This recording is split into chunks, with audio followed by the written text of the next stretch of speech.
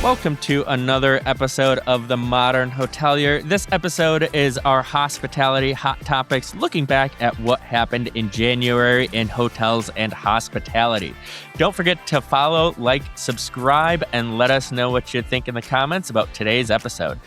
Today, we have a very special guest joining us. We have the Modern Hotelier's producer, Jon Bumhoffer. Jon, thanks for joining us today. How you doing? Of course, I'm doing great. Good. Happy to have you join us. We're going to kick things off right away. So it being January, there are a lot of trends and industry forecasts coming out. So we're going to kick things off about the 2026 industry forecasts. There were a few things listed here as far as room outlook, group business, food and beverage, industry shifts in 2026. Jon, what really jumped out to you? One was the highlight of group business. It says group demand is going to continue to rebound gradually. We're still sitting below the pre-pandemic levels, but it's stable. It's continuing to rise. But the booking behavior we're seeing is shorter lead times, smaller event sizes, stuff like that. And in our previous episode that we just released this week, we had on Kunal Shah from ZS, and he was talking about how important it is, especially for sales in hotels, to reduce leakage, meaning when you get RFPs due to those shorter lead times, you got to be responding quickly and stuff like that. So I think that's just a good note here on the group business. It's continuing to grow, but you got to be on top of it. I'll just chime in with the food portion. I think they're talking about pop-ups, health, and just incorporating technology, which I think we all see as we travel, that there is this renewed kind of excitement about finding something that's only going to be there for a limited time, or something for some of us who are maybe especially traveling, looking for something that's healthy and making sure that we're not kind of overdoing it when we're on the road. And then I think every once in a while we're starting to see more and more of just kind of technology, the basic stuff like QR codes, but being able to order things from your phone and then pick it up at the window, what have you. So those are some interesting things. Yeah. And this article is by HFTP Hotel Online, and they actually gave 5 recommendations for hotel owners and operators that I wanted to share quickly. Budget conservatively for flat occupancy and minimal RevPAR growth. Leverage food and beverage and small group segments for incremental revenue. Reassess sales incentives towards margins. Focus on metrics, not just volume. Invest in property level analytics, CRMs, and sustainability initiatives. And prepare for slower economic growth by focusing on profitability, not expansion. All right. And Hotel Dive had 5 trends to watch in 2026. First one is a big surprise. Hotel labor costs continue to rise. Then they talked about agentic commerce begins to reshape hotel bookings. Newly launched collection brands are growing legs. Luxury dominates amid a wealth verification. I think I got that right. Big events bolster hotel performance. So, Steve, what one of those did you really kind of latch onto? The one that really stuck out to me was kind of the focusing on the events, especially for those hotels that are in the segments for the World Cup coming this year. That's going to do a lot for the economy in those cities. But I also think kind of being creative with different things to create revenue, whether that is holding events for the public, for the community in your hotel, kind of focusing on those ways to bring in additional revenue. Jon, what about you?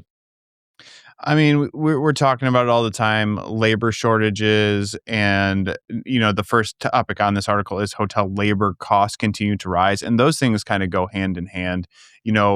There's unions pushing higher wages, and we all agree that frontline staff and hotel staff deserve to earn a living and get health benefits and all this stuff.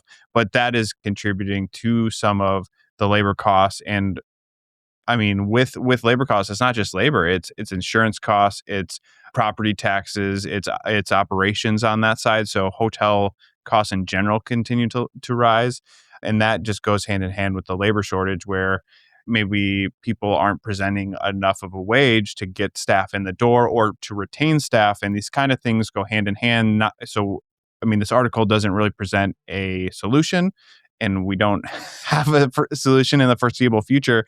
But the reality is they're linked together in a way that is something we have to contend with and figure out. So, David, we've had a lot of conversation about lifestyle brands and independence especially last year, a lot of acquisitions. And this article hits on one of those areas. I'm curious what your thoughts are on that.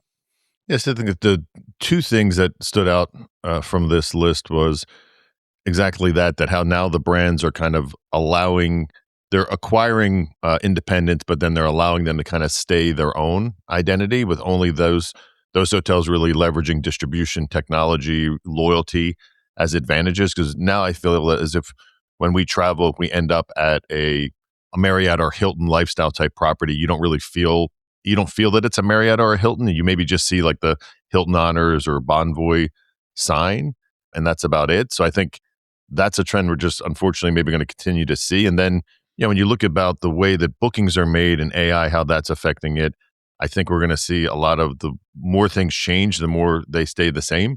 And what I mean by that is that when 800 numbers came out, travel agencies got them, then hotels got their own 800 number, then the internet came out and there was these big sites and then hotels struggled to get their own identity.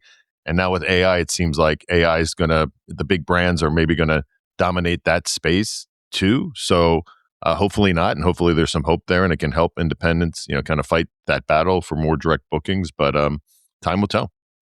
And I want to just touch base on booking through AI. This is something I'm super excited about. I know I've talked a few times about I want to just be able to book my trip and I want to book my flight. And when my flight's booked, I want to be able to check in with my hotel once I land.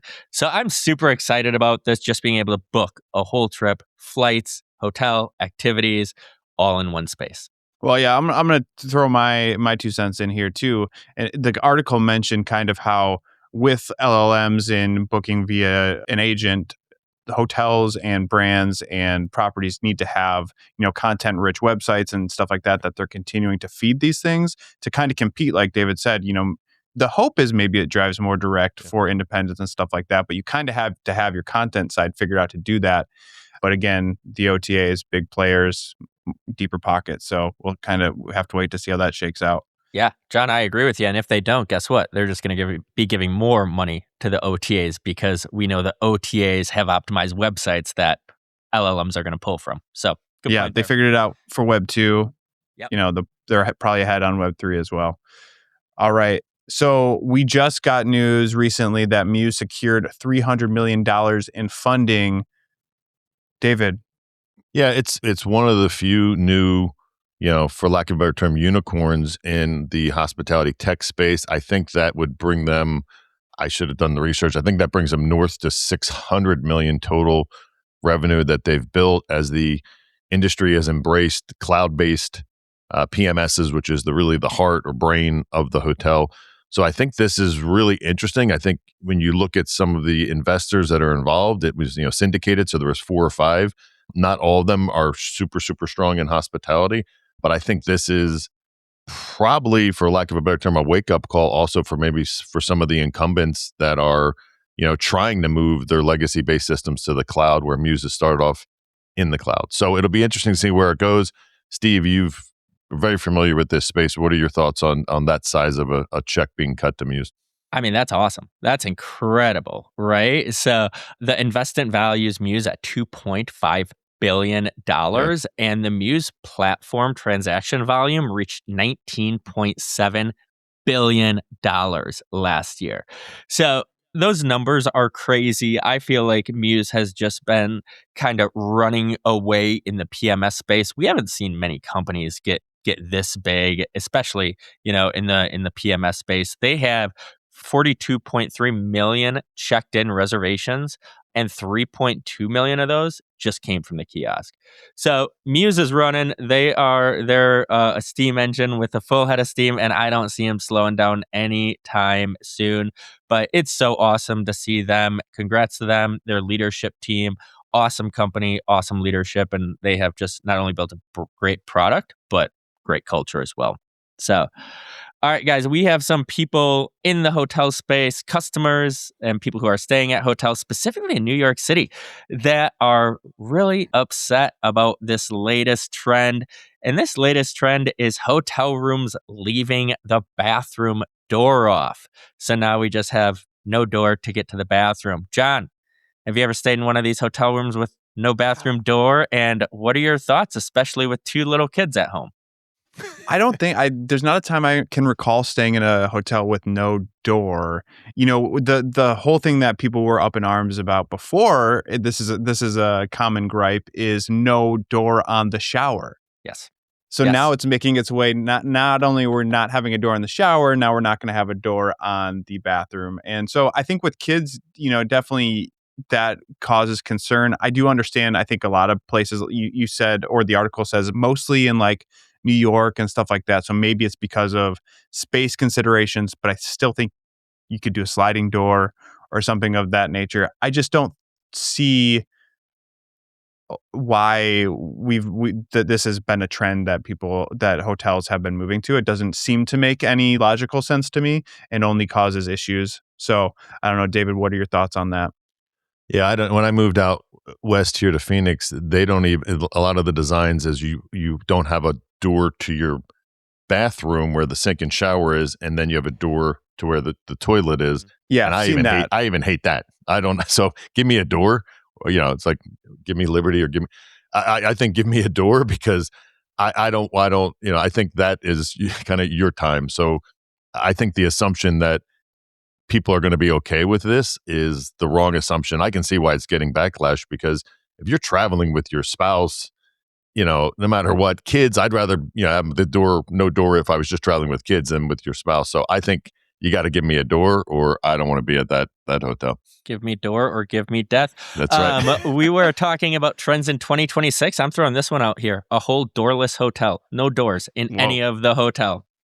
That's never going to happen. But well, just kind of going back, I can understand a little bit. You mentioned there's a lot of hotel designs that have no door, but you have the sink and the vanity, but then there's a door to the shower and the toilet. And that makes sense. Maybe somebody's taking a shower and somebody's doing their makeup, whatever.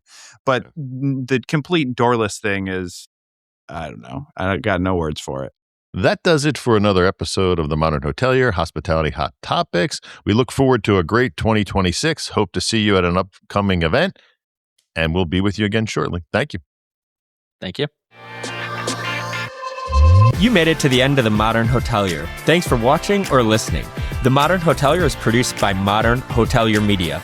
Make sure to like and subscribe if you're listening on YouTube, or subscribe wherever you get your podcasts.